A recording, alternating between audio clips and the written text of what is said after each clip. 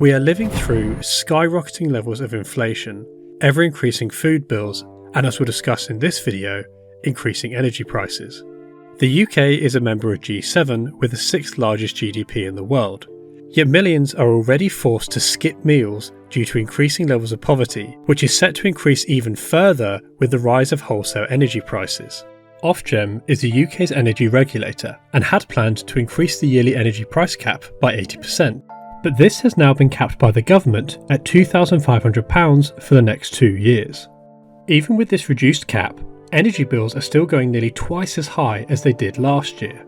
This is going to be a truly catastrophic winter for the working class of society, who are already navigating through the increasing cost of living crisis.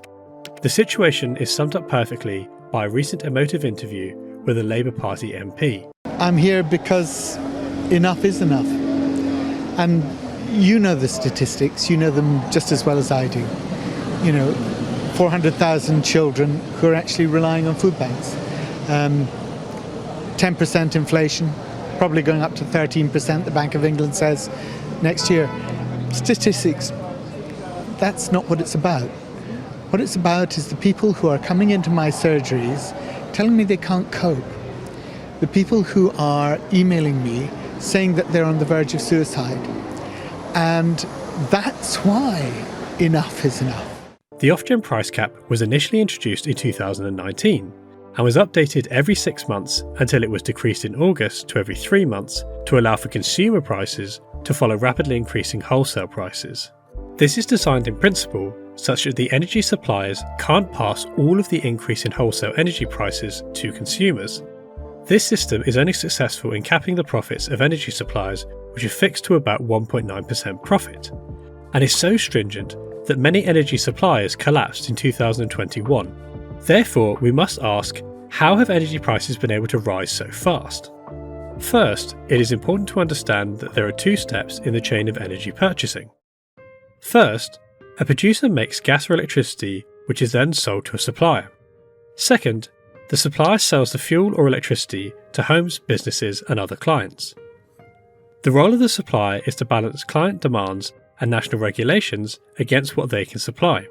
And some electricity producers are also suppliers. This means that the fossil fuel companies can sell their products at any wholesale price they like, without being subject to stringent supplier regulations.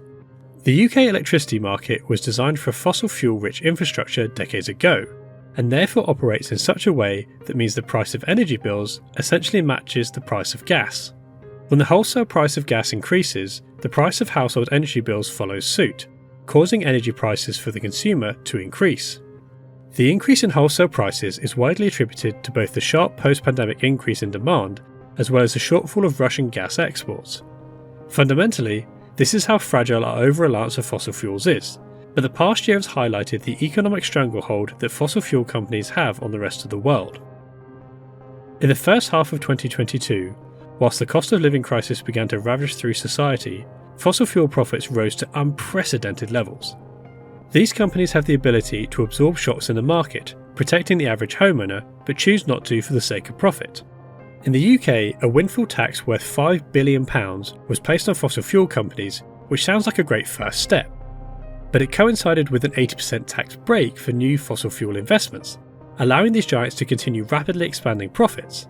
Liz Truss has refused to instate any windfall taxes for fossil fuel companies, meaning that the £100 billion required for the energy price freeze will be paid exclusively by public borrowing and the hope of curbing inflation. While Truss has refused to instate a windfall tax, she has also reversed the ban on fracking and plans to expand North Sea oil and gas extraction, refusing to tackle the root of the problem, instead focusing on short-term economic growth. The Labour Party's suggestion for eliminating the cost of living crisis for the poorest of UK citizens would cost around £29 billion, although reports suggest that this is an underestimate and may cost somewhere in the low 30 billions.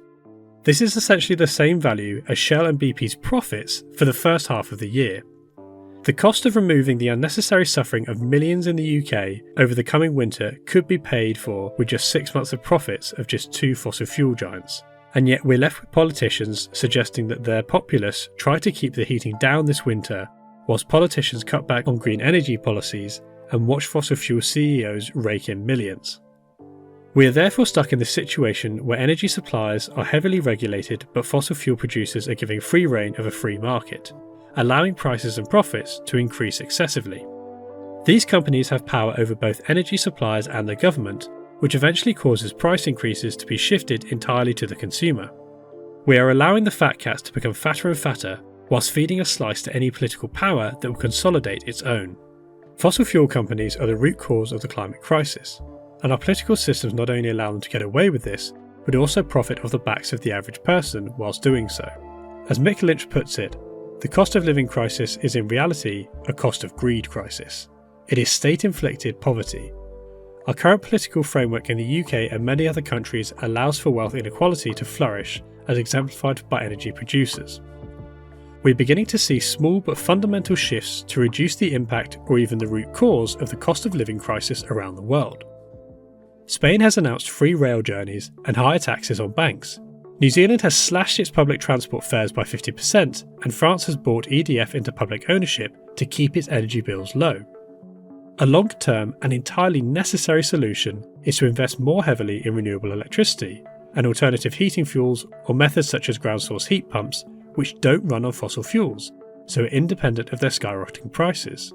The UK already utilises around 50% renewable or low carbon electricity, but it is the other 50% and fuel for heating and cooking which is driving up household and business bills, as well as the UK's contribution to the climate crisis.